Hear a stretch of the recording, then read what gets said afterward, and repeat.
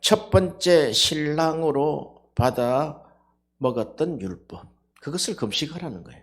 그리고 두 번째 양식인 은혜. 은혜는 예수 그리스도로부터 말미암은 것이다. 우리가 요한일서 1장 1절에 보면 태초부터 있는 생명의 말씀에 관하여는 우리가 들은 바요, 눈으로 본 바요, 손으로 만진 바라 그랬습니다. 이렇게 창세기 이야기를 생명의 말씀이라고 이야기를 하십니다. 그냥 로고스라 하지 아니하시고 생명의 말씀입니다. 그리고 이 생명이 나타나셨다. 영원한 생명을 우리가 보았고 우리가 증거하여 너희에게 전한다. 이 생명이 바로 빛이었다는 게 빛이었다. 그리고 이 생명이 바로 사랑이라는 것입니다. 그래서 하나님은 사랑이라 그렇게 이야기합니다. 우리가 마태복음 22장 29절에 보면 예수님이 직접 이야기를 합니다. 부활을 설명하실 때 너희들이 성경과 하나님의 능력을 오해하였도다 그랬습니다. 우리가 성경을 오해하고 있다는 거예요. 그리고 하나님의 능력을 오해하고 있다는 거예요. 하나님의 능력은 디나미스입니다. 성경도 하나님의 능력도 너희가 오해하고 신앙생활을 한다는 거예요. 여기에 오해는 프라나오라 하는데 이 오해했다는 것은 미혹되었다 이런 뜻입니다. 뭔지는 모르지만 미혹되었다는 거예요. 이게 영적인 일이라는 거예요. 그러므로 타락했다는 거예요. 빗나갔다는 거예요. 속았다는 거예요. 그러므로 너희들이 인생이 방황한다는 거예요.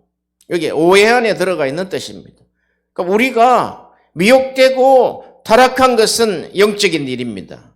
그것이 성경과 하나님의 능력을 오해했기 때문에 그런 것이라는 것입니다. 그럼 어떻게 우리가 성경을 오해했습니까? 성경은 우리가 마태복음 13장 34절에 예수님이 말씀하신 바 예수님은 비유가 아니면 아무것도 말씀하지 아니하셨으니 그 비유는 창세로부터 감추인 것을 드러내리라 했습니다. 할렐루야. 자, 비유가 무엇입니까? 지난주도 우리 말씀을 드렸지만 성경은 창세기부터 비유로 되어 있어요. 창세기에 분명히 생명을 말씀하셨다 그랬어요. 그럼 창세기 하나님이 천지 만물을 창조하실 때 하나님이 세상을 이처럼 사랑하사 천하 만물을 다 창조하시고 마지막 날에 남자와 여자를 창조하셨어요. 그리고 하나님이 남자가 독차하는 것을 불쌍히 여기시고 여자를 만들어 아내가 되게 했어서 한 몸이 되게 하신 하늘에도 없는 제도인 이 땅에 결혼이라는 제도를 세워주셨단 말이에요. 그 결혼 제도를 통해서 하나님이 온 천지 만물을 설명하시려고 한단 말이죠. 그것이 비유인 것입니다. 그것이 교회와 그리스도에 대해서 비유를 하신 것입니다. 참 생명과 참 사랑에 대해서 설명을 하신 것이다 말이죠. 결혼이라는 제도를 통해서. 또 하나님이 남자와 여자를 창조하실 때 하나님의 형상대로 창조하셨다. 그렇게 말씀하셨습니다. 하나님의 형상대로 창조를 하셔서 이제 하나님이 에덴을 창설하시고 에덴 동산 안에 있는 모든 실과는 먹되 동산 중앙에 있는 실과 선악을 알게 하는 실과는 먹지 말라 그렇게 했어요. 그걸 우리가 선악과라고 이야기를 합니다. 그 옆에 생명나무도 있습니다. 자, 우리가 볼 때 아니 사람이 어쩌면 그렇게 어리석게 생명나무가 있고 선악을 알게 하는 나무가 있는데 왜 생명나무를 선택하지 않고 선악을 알게 하는 나무를 선택했을까? 참 어리석도다 이렇게 이야기할 수 있지만 그때 이미 영적인 사건이 개입을 했단 말이에요. 그러니까 뱀이라는 그 옛 뱀, 그러니까 그 뱀을 설명할 때도 우리가 계시록 12장에 가면 옛 뱀, 곧 사단이라 하기도 하고 마귀라고 하는 이렇게 이제 비유를 한단 말이죠. 그러니까 모든 것이 비유로 되어 있는데 그 이유는 창세로부터 감추인 것을 드러내시려고, 계시하시려고. 그러니까 비유 안에 창세로부터 감추어진 비밀, 그 비밀을 계시하겠다는 뜻이 있다 이 말이죠. 할렐루야. 우리가 히브리서에 보면은 하나님이 이삭을 바치라 하신 것에 대한 비유를 설명하는 부분이 있습니다. 그 이삭을 바치라 하는 것이 결론적으로 이삭을 도로 받았다 그랬습니다. 그것을 부활을 설명하기 위한 비유였다는 거예요. 히브리서에 보면은 비유를 확실하게 근거를 딱 가진단 말이죠.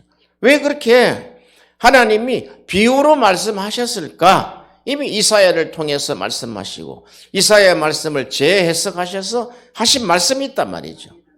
이렇게 비유로 파라볼레는 옆으로지요. 옆으로 던져 놓으신 것, 옆에 있는 것, 왜 옆에다 두시냐는 거죠. 표적에다가 딱 갖다 붙이지 아니하고 표적에다가 딱 맞추지 않고 왜 표적을 벗어난 옆에 던져 놓으신 것이냐 하는 것입니다. 그것이 그 말씀의 비밀을 사모하는 자에게, 하나님을 사랑하는 자에게 주시려고 하는 양식인 것을 믿으시기를 바랍니다. 아멘. 그리고 예수님이 말씀하셨을 때 모든 것을 비유로 말씀하셨어요.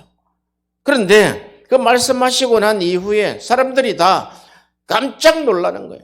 저가 하는 말이 권세 있는 자의 말씀 같도다.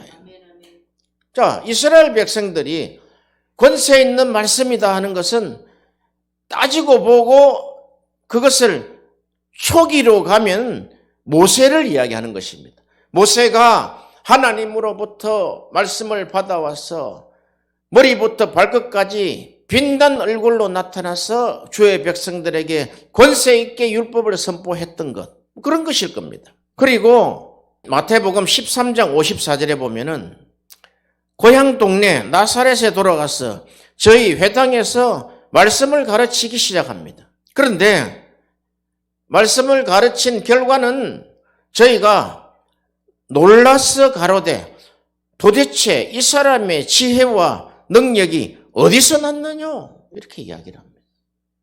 여러분, 우리가 말씀 전하는 현장, 복음을 전하는 현장에 이 두 가지가 나타나시기를 바랍니다. 이 사람의 지혜와 이 사람의 이 능력이 도대체 어디서 나왔느냐? 신이 임하지 않으면은 할 수 없는 일이라는 거예요. 이 능력은 메시아만이 할 수 있다는 거예요. 여러분, 저희들도 그렇게 되기를 바랍니다. 이렇게 모든 것을 비유로 말씀하셔서 하나님이 창세전부터 설계해 놓으신 그 비밀을 던지시려고 하는데 표적에다가 딱 맞춰서 던지는 것이 아니라 관역에다 맞추는 것이 아니라 옆에 던져 놓는다는 거예요. 그게 하나님이 성전을 지으실 때 성전에 주춧돌이 있어요. 그런데 하나님이 성전 모퉁이 돌에 턱 던져 놓는 거예요. 버린 돌처럼. 그게 비밀이다는 거예요. 그 모퉁이 돌, 던진 돌을 가지고 성전 기둥을 삼으라는 거예요. 할렐루야. 이 첫째 신랑 모세로부터 온 율법이죠. 선악과입니다. 선악과. 그럼 선악과 사건이 창세로 끝났습니까? 지금도 우리 앞에 선악과가 있어요. 선악과는 율법입니다. 모든 철학과 모든 종교와 모든 윤리와 도덕은 율법에서부터 나온다는 거예요. 사람들이 가장 친한 것이 율법이라는 거예요. 선과 악을 판단하는 거예요. 각 종교별로 이것이 선이다, 이것이 악이니까 악을 행하지 말고 선을 행하라. 그게 도덕이라는 거예요. 그러면 우리가 이렇게 생각할 수 있지 않겠어요? 어쩌면은 온 인류가 왜 율법에 빠지게 되었느냐? 인간의 구조가 영적으로 선악과를 먹었기 때문에 그렇다는 거예요. 선악과를 먹었기 때문에 선과 악을 판단한다는 거예요. 이걸 우리가 두 마음이라 그래요. 너희 속에 두 마음을 품지 말라. 에피투미야. 두 마음을 품지 말라. 그러면은 무슨 마음을 품으라는 거예요? 새 마음을 품어라. 할렐루야. 그 새 마음은 물로 씻고 불로 연단해서 하나님의 성령을 기름을 부으시고 성령을 마신 마음. 사도 바울은 그렇게 이야기합니다. 그것을 영의 새 것이다. 예수께서 율법에 의해 죽임당하시고 영으로 우리 안에 들어오실 것을 계시하셨단 말이죠. 그것이 우리 안에 들어온 영의 새 것, 은혜지요. 영의 새 것, 진리죠. 그래서 육과 영을 나눌 때 이렇게 나누면 되는 거예요. 육은 율법을 행하는 것이요, 선과 악을 판단하는 것이요, 영은 은혜다. 이게. 영은 진리다. 이게. 그러니까 성령으로 통치받는 심령, 그것을 영이라 그런단 말이에요. 이 영과 육을 설명하기에 얼마나 오랜 시간이 필요했습니까? 그것이 우리 안에서 해석되기까지는 이스라엘 백성이 4,000년 동안 해결이 안 된 거예요. 예수님 이후 지금 2,000년이 됐는데도 이 신약 시대 이후에 2,000년이 돼도 영과 육에 대해서 확연하게 아는 사람이 그렇게 많지 않다는 거예요. 그러나 하나님이 하늘문을 여시사 궁창에 있는 물을 이 땅에 쏟으셔서 이 땅에 온 천지에 바다를 보세요. 강을 보세요. 온 천지에 물이 넘치지만 먹을 물들은 없다는 거예요. 그게 아모스를 통해서 그렇게 많은 물이 있지만 먹을 물이 없는데 그 먹을 물은 위로부터 내려오는 물이라는 거예요. 하나님 앞에 구하면은 주시는 바로 생수라는 것입니다. 할렐루야. 그걸 먹는 자마다 저가 내 안에 내가 저 안에 개념으로 연합되는 심령, 하나가 된다는 것입니다. 할렐루야. 이렇게 하나님은 비유를 통해서 우리에게 진리를 말씀하시고자 하는데 옆으로 던져진 말씀을 챙기지 않는다는 거야. 우리가 교회에서 설교를 할 때 대부분 은혜 받는 설교를 한다고 이야기하지만 대부분 생활 설교를 합니다. 큐티가 다 생활 설교입니다. 따지면은. 오늘 이 말씀을 가지고 내 생활을 더욱더 풍성하게 하고 더 나아가서 하나님을 영화롭게 하고 이런 뜻이 있죠. 그런데 성경 말씀이 생활에 적용해라고 주신 말씀이냐는 거예요. 성경 말씀을 가장 먼저 그 뜻이 무엇인지 성경과 하나님의 능력을 우리가 오해하지 않도록 생활에만 적용해 설교하면요 원줄기를 비껴나갈 수 있다는 거예요. 그야말로 비유로 던져진 말씀 그대로 가지고 살아갈 수 있다는 거예요. 그러니까 비유로 가지고 있는, 그러니까 비유로 하신 말씀을 그대로 가지고 살아간다. 겉으로 드러난 것이죠. 그러면 그것이 성경에 오해된 것이요, 그것이 미혹된 것이요, 그것이 타락된 것이라는 거예요. 결국은 방황하다가 하나님을 떠나서 방황하다가 그냥 그렇게 살다가 그냥 세상에서 죽는 거예요. 성경의 원 진리의 말씀을 한 번도 경험해보지 못한 채 그렇게 세상을 뒤죽박죽 인생으로 살아가다가 끝나버린단 말이죠. 생활 설교 속에서도 깊은 하나님의 뜻을 발견해서 성경을 탐구하는 사람들이 많이 있습니다. 그러나 우리가 말씀을 가르치는 자는 반드시 성경이 무엇을 말씀하시는지 성경을 성경으로 재해석해야 한다는 것. 다시 말하면 하나님이 말씀하신 그 비유의 실체, 비유의 본 뜻, 비유의 본 의도, 참 뜻을 우리가 찾는 거예요. 그래서 그것을 구하라 찾으라 그랬단 말이죠. 할렐루야. 구하라. 그럼 어떻게 해요? 주실 것이요. 뭘 구하라? 그러니까 구하라. 아이테오. 주실 것이요. 디도미. 딱 이렇게 정답이 나와 있단 말이죠. 그러면 구하라 찾으라 두드리라. 구하라 주실 것이요. 찾으라 찾을 것이요. 두드리라 열릴 것이니라. 무엇을? 그게 생활 설교로 가면은 자기 마음대로 해석을 한단 말이에요. 하나님은 우리가 구하는 모든 것을 예수 이름으로 주실 것이다. 그 자기 이기적으로 구하는 거죠. 본 뜻을 외면한 채. 구하라. 이것은 하나님의 본 뜻이다. 본 뜻. 하나님의 뜻이단 말이지 이게. 하나님이 설계해 놓으신 뜻이단 말이죠. 수십 년 오해를 했어요. 구하라 그러니까 막 입술 내가 구하는 거 하나님 다 주신다 했으니까 구하고 찾고 두드리는데 나중에 다 지나서 보니까 우상단지가 되어 있대. 우상단지가 돼가지고 돌이킬 수 없는 엄청난 재앙이 떨어진다. 이기적으로, 긍정적으로, 이기주의로, 긍정주의로, 기복주의로 막 구해가지고 펼쳐나와 있는 거 가지고 이제는 수습을 할 수가 없단 말이에요. 왜 우리에게 오셔서 첫 번 설교를 하시는데 팔복을 설교하셨냐 이거죠. 8가지 복. 이 세상에는 찾을래야 찾아볼 수 없는 사람이 되는 거예요, 그게. 어떻게 성령을 구하기에 완전, 그러니까 절대적 가난 속에서 성령을 구하는 사람이 천국이다 이렇게 말씀하시겠냐 이거죠. 그런 사람이 단 한 사람밖에 없어요. 예수님. 사실은 보면 자기 자신을 말씀하시는 거예요. 자기를 계시하는데 그 뜻을 알아챈 사람이 1세기에 하나, 2세기에 하나 나온단 말이에요.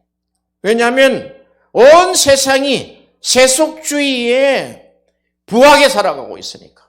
그럼 구하라 찾으라 두드리라가 세속주의를 이야기합니까? 세상에서 그렇게 살아라는 것입니까? 최소한 그런 것은 아닐 것이다 이 말이죠. 애통하는 자. 어떤 사람이 애통합니까? 어떤 사람이 슬피 울면서 살아갑니까? 가난한 자들이에요. 병든 자들이단 말이죠. 이 땅에서는 쓸모없는 장애인들이단 말이에요. 사람들이 다 버린 사람들이 애통하죠. 그래서 누가복음에서는 누가는 그것을 그냥 가난한 자 그렇게 이야기합니다. 심령이 가난하다 하지 않고 그냥 때거리가 없는 먹을 것이 없는 집이 없는 그런 가난한 자가 애통한다는 거예요. 그런 애통하는 자에게 하나님이 복이 있다는 거예요. 그런 자에게 애통하는 자에게 지금 천국이 왔다는 거예요. 그보다 더 큰 희소식이 어디 있습니까? 이 땅에서는 아무 소망이 없는데 온유한 자 예수님 한 분밖에 없어요. 온 세상이 다 세속주의에서 자기 잘난 멋에 산단 말이죠. 짓밟고 교만하게 살아가는데 너희는 짓밟히면서 살아가는 너희들에게 복이 있다는 거예요. 얼마나 역설적입니까? 그 다음에 의롭게 사는 거죠. 다 불의 속에 사는데 의롭게 사는 사람을 하나님이 찾으신다는 거예요. 그 8가지 복을 가지고 온 분이 당신 예수단 말이죠. 그것이 하나님이 그리스도가 메시아가 그 길을 추구하는 분이단 말이에요. 그럼 어쩌면 이렇게 이야기해요. 예수는 육신으로 왔기 때문에 껍질이라고 볼 수 있어요. 껍질이 깨져야지 그리스도가 드러난다는 거예요. 갈라디아서 2장 20절에 내가 그리스도와 함께 십자가에 못 박혔나니. 그러면 이렇게 이야기하면 되잖아요. 내가 예수 그리스도와 함께 십자가에 못 박혔나니. 아니면은 내가 예수와 함께 십자가에 못 박혔나니. 이렇게 할 수 있어요. 그런데 내가 그리스도와 함께 십자가에 못 박혔나니. 원어를 봐도 그리스도만 나타나요. 왜 그리스도와 함께 십자가에 못 박혔다는 거예요? 내가 그리스도와 함께 십자가에 못 박혔나니. 이제는 내가 산 것이 아니에요. 이제 내 안에 그리스도와 함께 사는 것이다 그랬어요. 그렇게 나타난단 말이죠. 이게 뜻하는 바가 하나님이 추구하시는 것은, 하나님의 뜻은 그리스도란 말이죠. 기름 부음 받은 자죠. 메시아죠. 그런데 하나님이 이 땅에 보내실 때는 인간 예수로 하나님이 보내셨단 말이죠. 그게 또한 비유단 말이죠. 비유. 그게 구분이 안 되고 우리는 우리 주 예수 그리스도 이름으로 기도 드리옵나이다. 무슨 뜻인지 모르고 그렇게 수십 년을 해왔단 말이죠. 그런데 나는, 사도 바울의 고백이잖아요. 나는 그리스도와 함께 십자가에 못 박혔다는 거예요. 그 비유의 실체이신 그리스도와 못 박혔다는 거예요. 그분과 함께 죽었다는 거예요. 이제 내가 살았을 때는 이삭이 도로 받은 그 부활처럼 부활, 새 생명 가운데 이제 행하게 하려 하심이라. 이게 로마서 6장이단 말이에요. 이렇게 비유 안에 엄청난 이 메시지가 들어가 있단 말이에요. 자, 비유를 한 가지 더 봅시다. 그러면 가나 혼인잔치에 포도주가 있었는데 포도주가 떨어졌어요. 그럼 예수께서 그 혼인잔치에 참석을 하셨어요. 그러면 이런 이야기예요. 가나 혼인잔치에 두 신랑이 집에 와 있는 거예요. 결혼 당사자인 신랑과 예수 그리스도, 우리의 본 신랑이 지금 등장했단 말이죠. 그래서 그것을 원래 있었던 당사자인 신랑은 포도주를 내놨어요. 그러나 예수께서 내놓은 포도주가 있어요. 포도주가 떨어져 버리면 이제 그 잔치는 망치는 거예요. 그래, 우리 인생은 딱 망치게 돼 있다는 거예요. 우리 인생은 딱 포도주 떨어지면 딱 파산인단 말이에요. 아니, 무슨 잔치집에 이래? 다시는 너 만나나 봐라. 끝이야! 이렇게 할 거 아니에요. 우리 인생이 그렇다는 거예요. 그걸 큰일 났어요. 그런데 예수님의 어머니가 예수께는 무엇이든 가능하오니 예수께 부탁해라. 그때 왜 남의 혼인집에 왜 찾아오겠어요? 뭐 얻어먹으려고? 뷔페 음식 한번 얻어먹으려고? 아니에요. 시키는 대로 해라. 그런데 거기 정결케 하는 그 물통에 물 담는 사람들 손 씻고 발 씻는 물에 거기다가 물을 부으라 그랬단 말이에요. 이게 에스겔 36장이단 말이에요. 그러니까 물이 어떻게 됩니까? 물이 변하여 포도주가 됐죠. 원어에는 물이 변하여 포도주에 안 나와 있어요. 물포도주 이렇게 나와 있다. 첫 번째 신랑은 포도주, 두 번째 신랑은 물포도주다. 물포도주. 그런데 먹었는데 물포도주가 더 질이 좋은 거예요. 이게. 그러니까 두 신랑 이야기하려고 하는 거예요. 창세기 2장에 있는 결혼 제도의 그 속편을 이야기하시려고 하는 거예요. 왜? 그것 또한 비유였기 때문에, 또 가나 혼인잔치 역시 비유였기 때문에, 이 두 신랑도 비유였기 때문에, 그럼 그 두 신랑 비유를 하는데 지금 너희 안에 첫째 신랑인 선, 악을 분별하는 신랑이 들어있다는 거예요. 너희 안에 물포도주이신 신랑이 들어와 있는 신랑이. 그래서 이것은 영의 실제를 이야기합니다. 실제. 자, 우리가 지금 현실로 보고 있는 물질적인 거, 포도주, 눈에 보이는 신랑, 또 눈에 보이는 예수 신랑, 이걸 이야기하려고 하는 게 아니단 말이죠. 결코 그 신랑은 눈에 보이는 이 현상, 눈에 보이는 이 물질, 눈에 보이는 이 환경은 영적인 것에 아무런 도움을 주지 못한단 말이죠. 잘 들으세요. 우리 눈에 보이는 이 세계는 아무것도 영적인 세계에 도움을 주지 못한다는 거예요. 그러면 더 확실한 세계가 있는데 우리가 구하지 않았다는 거예요. 더 확실한 세계는 성령께서 이루어 가시는 실제, 성령께서 이루시려고 하는 하나님의 뜻. 그래서 탄식한단 말이에요. 안 붙드니까. 왜 성령이 오셔서 통곡하면서 우시겠어요? 대성통곡한다는 거예요. 왜? 성령께서 하시는 이 일, 그러니까 하나님의 뜻이 아니면 안 해요. 성령은. 예수님도 자기 말을 하지 않았다 그랬어요. 하나님으로부터 받은 말씀을 했다 그랬어요. 또 마찬가지예요. 그 성령은 진리 아니면 행하지 않는단 말이죠. 하나님이 궁창에서 물을 내려주시지 않으면 안 하신단 말이죠. 왜? 그분 당사자니까. 그 성령께서 하시는 사역, 성령께서 하시는 일, 곧 영이죠, 영. 우리 안에서. 영으로, 영의 새 것으로, 영의 새 물 포도주로, 이런 말이죠. 너희 안에 그리스도로 하시는 그 영적 세계를 이기시고, 영적 세계를 다 잠잠케 하시고, 영적 세계에 성령이 오시면은 그 사탄을 발로 밟는다 그랬어요. 그렇죠? 사탄을 발로 밟으시리라 그랬어요. 로마서 16장에 딱 밟으신단 말이야. 왜? 활동 못 하도록. 딱 영으로 밟으시고 당신이 딱 일을 하시는 이 실제를 우리가 가지시기를 축원합니다. 그래서 율법과 선악과와 도덕과 사회 기준, 그것을 금식하라는 거예요. 사회적 기준을 금식하라는 거예요. 그것은 우리 눈에 보이는 것이기 때문에 그래요. 우리 눈에 보이는 성전도 마찬가지입니다. 우리 눈에 본 제자들이 본 예수님도 마찬가지다는 거예요.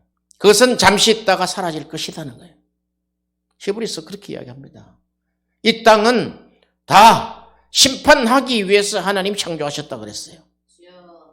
성경에 하나님이 원하시는 하나님의 뜻을 행하려 하려면 그 실체의 집행자이신 그 영적 실체이신 성령께서 그 실제는 나타나는 거잖아요. 그죠? 하나님의 실체가 성령이단 말이죠. 그 실체가 실제를 이루어간다고, 실제를 이루어갈 때 진리로 이루어가시는 거예요. 거짓으로 이루신 것이 아니단 말이죠. 진리로만 이루시고 하나님의 뜻으로만 이루시고 하나님의 계획된 것만 이루신다는 거예요. 그럼 우리가 추구하는 바는 뭡니까? 우리의 생각, 실제가 못 돼요. 현실적으로는 내 말이 맞겠지. 현실적으로 내가 이야기하고 내가 하는 말이 맞아요. 난 다 알아요. 그런데 실상은 너희가 모른다는 거예요. 실제, 그걸 비유를 통해서 우리에게 말씀하고 싶은 거예요. 아마 성경 전체가 비유로 됐다 그러면은 아마 쌍손 들고 달라들 사람이 있을 거예요.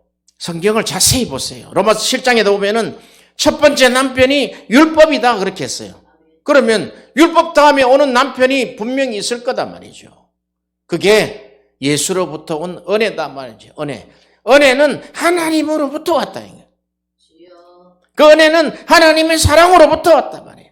그 은혜가 예수 그리스도께서 십자가의 깨짐으로 말미암아, 죽음으로 말미암아, 찢어짐으로 말미암아, 사망당함으로 말미암아, 사탄의 공격을 받아서 사망을 당하고 율법에서 죽음을 당함으로 말미암아 하나님의 의를 이루셨다는 거예요. 그 하나님의 의를 우리가 발견하잖아요. 발견은 자기 영적 수준만큼 발견하는 거예요. 발견이 안 돼요. 그것을 발견한 자는 그 끄트머리 1에서 100이다 하면은 1을 발견해도 하나님이 이게 십자가를 통해서 이루신 거구나. 십자가를 통해서 인간 예수가 죽어진다는 거예요. 죽으시고 그리스도로 부활하셨다. 그리스도로. 그 단순한 십자가 사건 하나를 사도 바울은 그렇게 이야기한단 말이죠. 나는 예수 그리스도와 그의 십자가에 못 박힌 것 외에는 아무것도 알지 않겠다는 거예요. 예수 그리스도로 나와 있어요. 십자가에 못 박힌 것은 예수단 말이죠. 그러나 하나님이 십자가에 못 박힌 것으로 끝난 것이 아니다 말이죠. 예수 그리스도라고 해서 부활하신 그리스도가 지금 보좌에 살아계신다는 거예요. 우리에게 성령을 보내셨다는 거예요. 이 세 분의 이 사역 활동을 한번 보세요. 기가 막히게 조화롭다니까. 기가 막히게 하나 되어 있단 말이죠. 기가 막히게 연합이 되어 있단 말이죠. 그러므로 너희에게 성령이 하나 되게 하신 것을, 성령이 너희를 하나 되게 하신 것을 지키라는 거예요. 어떻게? 목숨을 걸고 지키라는 거예요. 교회 안에서 자기의 이성으로, 자기의 생각으로 맞다고 해서 교회를 불화일으키는 사람, 그 사람은 결국 하나님 앞에 버림받습니다. 왜? 안 죽었어. 지가 안 죽었어. 예수를 압니까? 그러면 그리스도를 알라. 예수를 안다면 너가 예수와 함께 십자가에 죽어야지. 그게 결국은 진리를 파헤치면 예수와 함께 죽은 것이지만 그리스도와 함께 십자가에 못 박혔다는 거예요. 그게 진리단 말이에요. 이 말이 저 말 같죠? 아닙니다. 분명합니다. 말은. 성경 말씀은 1.1핵도 오해가 없는 줄로 믿으시기를 바랍니다. 1.1핵도 다 이루신단 말이죠. 이렇게 우리가 성경과 하나님의 능력을 빗나간 삶, 빗나간 사역을 하기 때문에 통곡을 하시고 통탄을 하시는 성령께서 중보기도 하신다. 그래서 성령께서 하는 기도는 프로쇼코마이라 그러지 않아요. 휘페렌 팅카누라 그래요. 성령께서 하시는 기도는 그냥 구하라, 아이테오 이런 게 아니단 말이죠. 프로슈코마이 하나님의 뜻을 구하라 이런 게 아니단 말이죠. 휘페렌 팅카노다 이게. 하나님 자신이 울면서 통곡하면서 그분이 무슨 능력이 없겠어요. 우리에게 언젠가는 돌아오리라 생각하시고 그걸 깨달았을 때 우리가 하나님 앞에 우리가 고꾸라지는 거예요. 이 하나님이 태초부터 나에게 생명의 말씀을 주셨구나.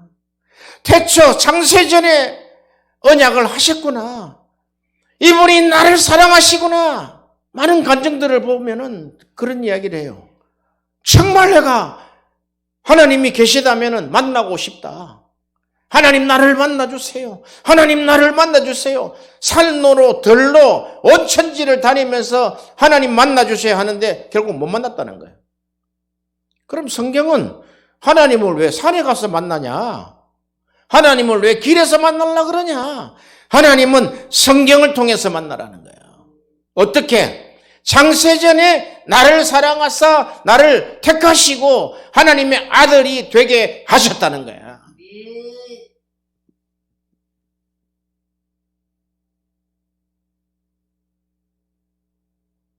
산으로 들러 다니다가 귀신 만난다니까.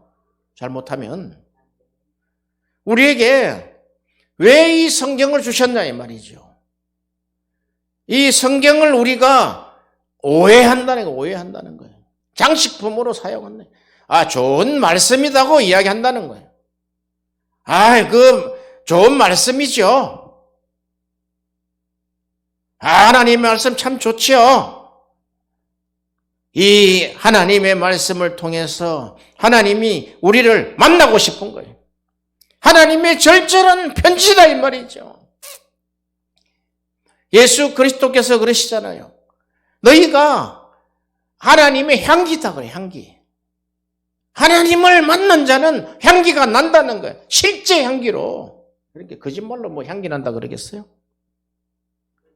율법에 있는 자는 살인의 향기가 나고 썩은 향기가 나고 정죄하는 향기가 나고 비판하는 향기가 나고 선과 악을 나누는 판단을 한단 말이죠. 그러나 우리에게 성령이 오시면 모든 것을 씻어버리고 모든 것을 중생하시고 거듭나게 하셔서 우리에게 새 마음을 주신다는 거예요. 루아흐는 새 마음을 주시러 오셨다는 거예요.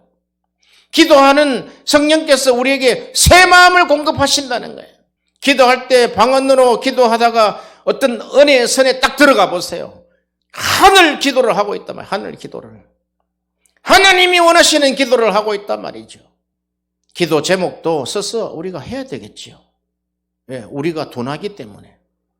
우리 이성에 한계가 있단 말이죠. 금방 설교 듣고도 돌아서면 다 까먹어버리잖아요. 지난주 설교 남아있는 게 없단 말이죠. 머릿속에. 딱 각인되어가 있는 게 없단 말이죠. 차곡차곡 하나님이 은혜로 채워주시기는 하지만 그래서 하나님이 연필을 주신 거단 말이에요. 써라고. 쓰는 데 갇히면 또 큰일 난다 이 말이죠. 자, 오늘 우리가 이렇게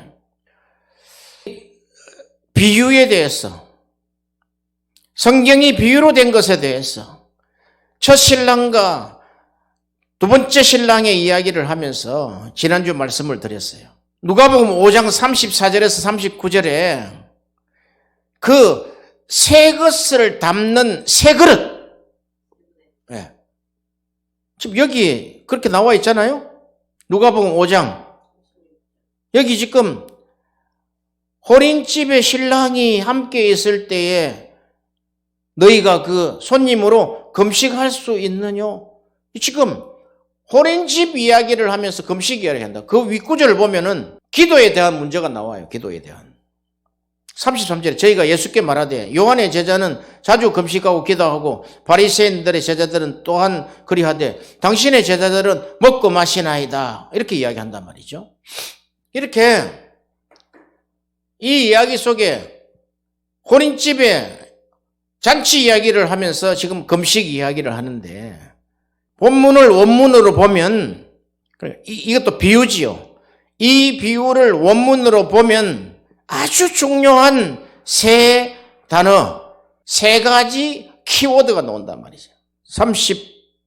34절에 예수께서 저에게 이르시되 혼인집 손님들이 신랑과 함께 있을 때 너희가 그 손님으로 금식할 수 있게 할 수 있느냐?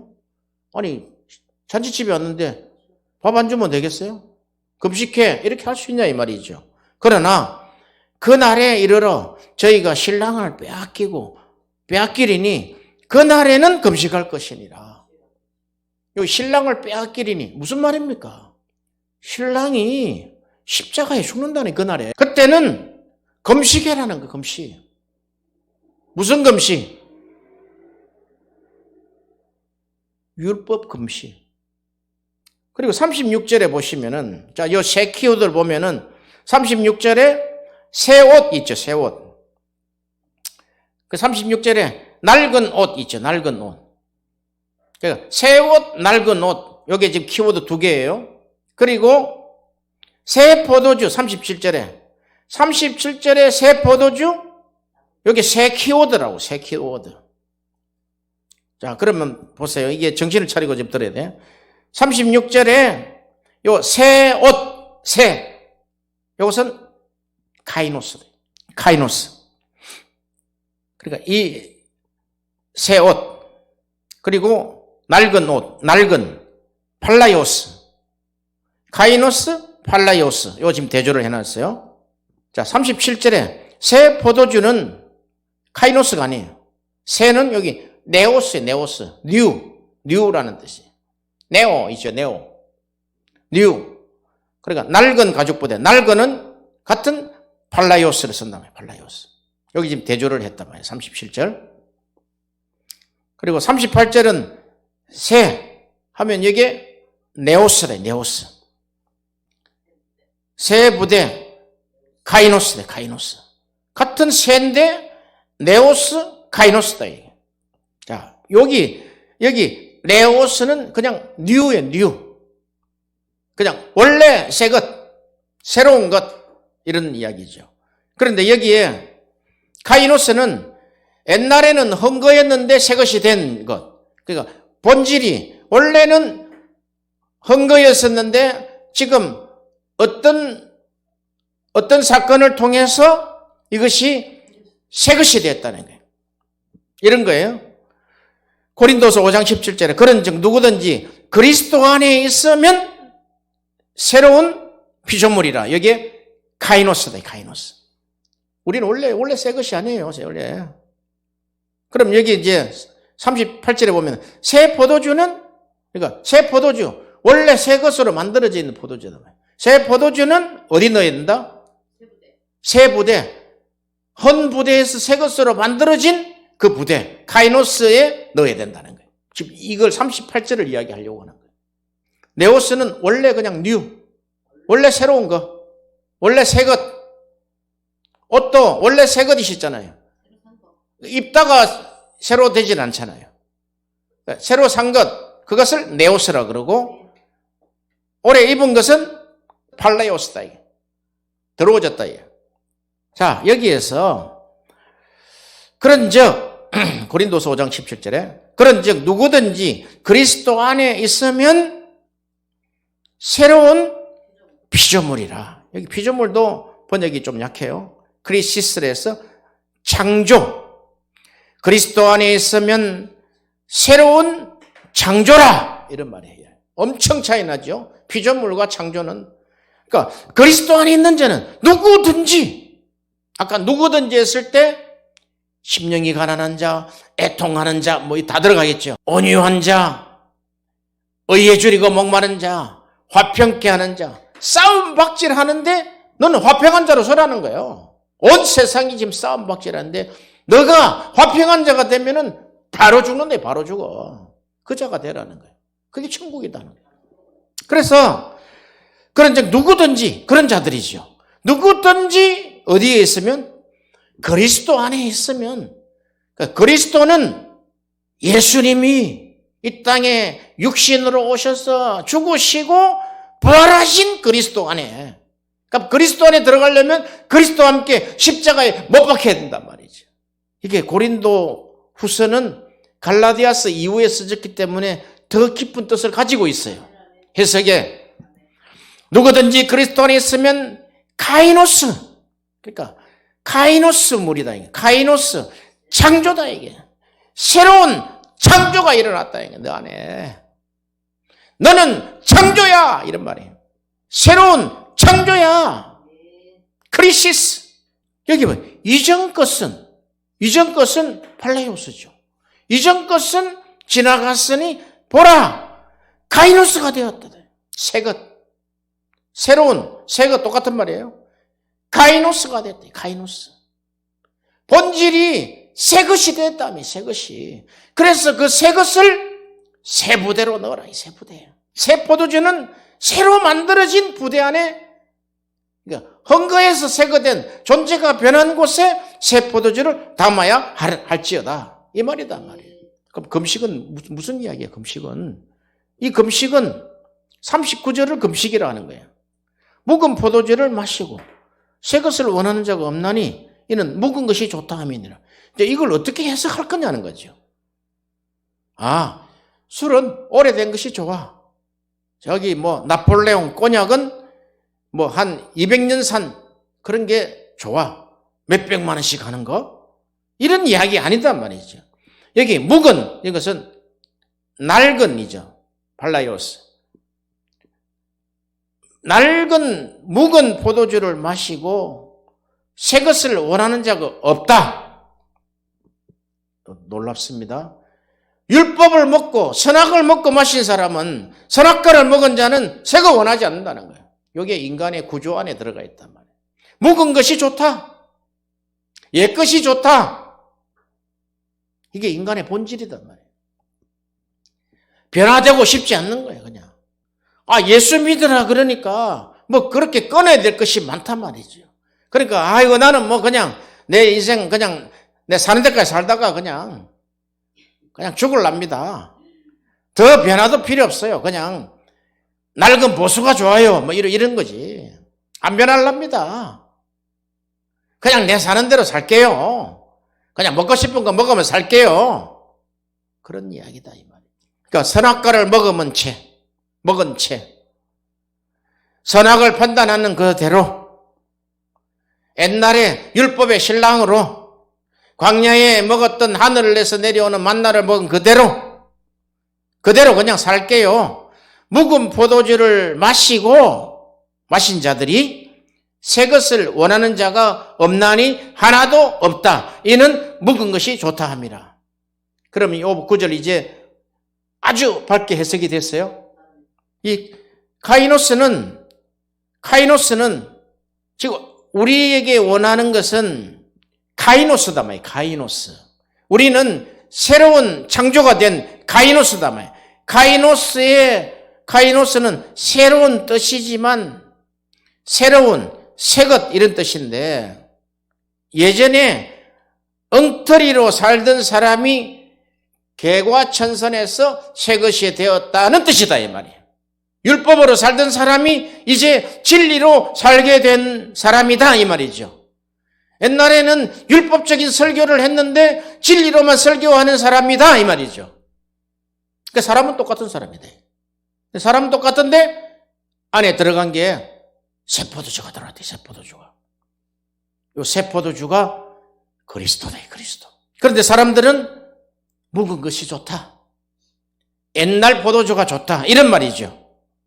마태복음 13장 52절에 보면 예수께서 가라사대 그러므로 천국의 제자된 서기관마다 마치 새 것과 옛 것을 그 곳간에서 내오는 집주인 같다. 천국의 제자된 서기관이 새 것도 가져오고 옛 것도 가져온다는 거예요. 여기 새 것은 카이노스다. 카이노스. 본질적으로 변한 거지요. 그러니까 천국에 카이노스가 있다는 거예요. 새 것. 그리고 팔라이오스는 변하지 않은 헝거지요. 옛 것이죠. 서기관마다 마치 새 것과 옛 것을 그 곳간에서 내어오는 집주인 같다는 거예요. 어떤 걸 선택할 겁니까? 카이노스를 우리는 선택해야죠. 옛 것은 금식해라. 먹지 말라. 그러니까 우리가 창세부터 시작하는 것이 먹어라, 먹지 말라. 그 싸움이잖아요. 우리 인생이 끝까지 그래요. 끝까지 먹는 싸움이단 말이에요. 이것은 지금 영적인 이야기를, 영적인 실체를 이야기한단 말이죠. 성령께서 오늘 우리에게 영의 실제를 말씀하실 때 진리만 먹으라는 거예요. 진리의 성령이 오늘 일하신다는 거예요. 그러므로 영적인 실제는 물질적인 것이 아니다. 물질적인 것이 아니라 영적이다. 자, 우리가 요한복음 4장에 보면은 하나님은 영이시니 그랬죠. 하나님은 눈에 안 보인다 이거예요. 물질적인 것이 아니다 말이죠. 하나님은 영이시니 그러면 영적인 실제는 눈에 안 보이지만 그 실제는 더 우리에게 선명하게 느껴져야 되는 것이 영적인 사람이다. 어렵습니까? 물질적인 것, 생각에 의지하여 우리가 99.99%가 물질적인 것과 생각을 의지해요. 내 생각을 의지하고 물질적인 것을 의지하고 통장의 잔고를 의지하고 하면서 영적인 일을 보려고 한다면은 영원히 보지 못한다. 영적인 것은 영의 실제는 영적인 실제는 영적이라야 된다. 그러니까 영의 실제는 성령으로만 가능하다는 거예요. 사도 바울 보세요. 세례할 때 분명히 그가 물 세례도 받고 성령 세례도 받았을 거예요. 물 세례도 하고 성령 세례도 했을 거단 말이죠. 하나님이 주신 권세니까. 그러면 물만 보면 그게 물질이다. 자기 생각이다. 그럼 물 쏟아지는데 무슨 소용이 있어? 그냥 풍덩하면 물에 들어갔다 나왔으니까 물 안 맞았네? 이것이 우리의 생각에 의지하는 것이고 물질에 의지하는 것이고 환경에 의지하는 것이다 말이죠. 그런데 그 물세례 또한 성령 세례도 마찬가지로 그 안에 영적인 세계가 있다 이거예요. 영적인 일을 보려면은 성령으로 보라 이 말이에요. 간단해요?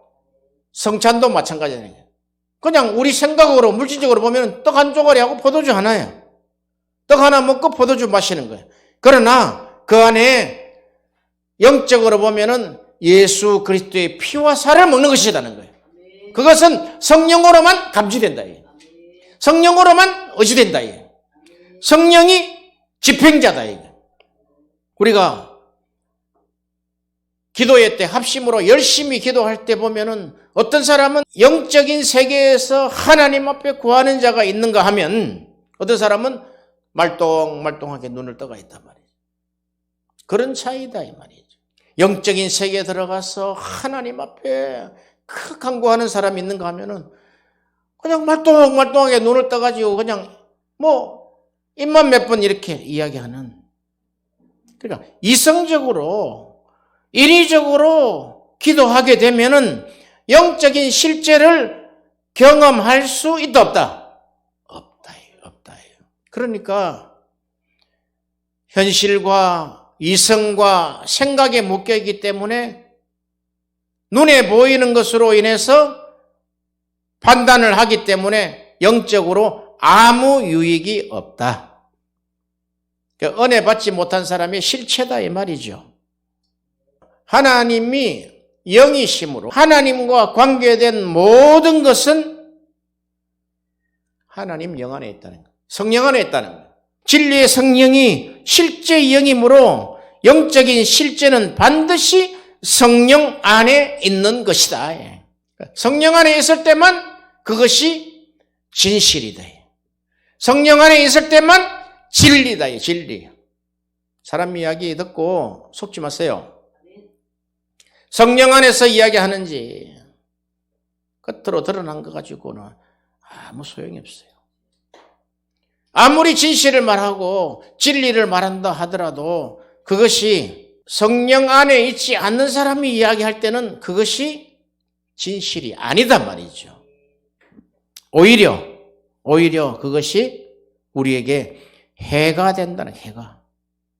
오늘 우리 금식 이야기가 참말, 진리, 반대로 거짓말, 가짜 양식 그 이야기단 말이죠. 진리의 성령이 역사하지 않은 일, 그러니까 진리의 성령의 실제가 없는 것은 영적인 것이 아니다 이 말이에요. 그러면 영적인 것이 아니다면은 성령이 개입되지 않는 것이라면은 그것이 거짓이다. 아까 우리 말씀드린 너희가 성경과 하나님의 능력을 어떻게 했다? 오해했다. 우리를 거짓은 미혹한단 말이에요. 거짓말은 미혹한단 말이죠. 결국 그게 저주로 떨어진다. 우리가 사람을 관심을 살려고 여러 가지 사람들에게 좋은 말을 하죠. 조심해야 됩니다. 사람을 싹 홀리려고 하는 이야기 조심해야 된단 말이죠. 영적인 것은 영적으로 분별한다 그랬어요. 고린도전서 2장에 영적으로 분별이 된다는 거예요. 그런데 그 사람을 그냥 어떻게 해서든 내 유익을 위해서 내가 좋은 말로 회유하는 마음으로 꼬시는 마음으로 이야기해봐야 별로 영적으로 도움이 없다 이런 거예요. 왜? 네 안에 그 영이 지금 작동하고 있다는 거예요. 큰일 나는 거 이거. 아이고 요거 한번 썼는데 아니에요. 통로란 게 통로. 성령께서 주실 때는 그런 거짓말을 사람을 회유하려고 꼬시려고 하는 게 아니다. 성령은 진리를 딱 줬어. 진리를 딱 줬어. 성령이 하신 일을 딱 말씀함으로 말미암아 하나님의 일이 역사가 일어나는 거죠. 사람의 방법으로 인위적으로 끼워 맞춘 것은 잘못하면 그것이 나의 저주로 와요. 저주로. 빚더미로 온다. 빚더미로. 무슨 선교가 마케팅입니까? 사람 만나는 게 비즈니스입니까? 인위적으로는 안 된다는 거예요. 성령이 하시는데 어떻게 하시느냐? 진리로 한다. 진리로. 진리로 역사하신다. 왜? 하나님은 영이시기 때문에 진리에 성령이 하신다. 사회적인 마케팅은 모르겠어요. 막 사람을 속이고 그냥 뭐 잘해줄게 해놓고 나중에 그냥 돈 받아먹고 나서 나중에 엉뚱한 짓 하고 그 다 거짓말이잖아요. 그 안에 속이는 영이 들어가 있단 말이에요. 속이는 영이 하는 짓이다. 진리의 성령은 딱 진리로 이야기한다. 그렇게 해서 그런 속이는 말로 뭐 남은 장사 있습니까? 잘된 거 있습니까? 다 망해요. 다 망합니다. 성령으로 하지 않은 것은 다 망했단 말이에요. 그게 빨리 깨달아진다. 빨리 깨달아져야 된다고. 내가 이 방식이 하나님과 반대되는 방식을 갖구나. 그러니까 지금 보세요. 금식해라 하는 것을 금식하지 않고 계속 먹는다고 지금.